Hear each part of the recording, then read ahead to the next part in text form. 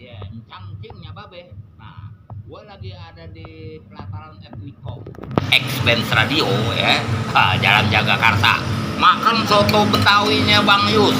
Oh, sekarang soto Betawinya Bang Yus udah pindah nih kemarin nih, ya. Yang deket, yang jauh, ayo udah paranin. Iya, cita rasanya kagak berubah sama yang di Menteng atas. Ya, sama. Ini nih gue demen nih.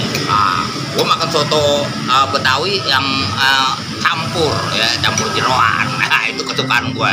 Ini mantep Bang Yus, pertahanin rasa dari dulu emang begini nih gue. Di Dago gue tahu. Gue nyari di Australia kemarin kagak nemu. Di sini baru nemu. Tuh begitu aja ya. Buruan deh pada nyampe kemari ya. Teman-teman komunitas, wah pokoknya semuanya dah ya datang di Etnikom. Tuh ya, pelataran Etnikom. Macam-macam banyak di sini ya. Dari bukan soto Betawi doang Bang Yus dagangnya. Ada ayam penyet. Wah, pokoknya macam-macam dah ya.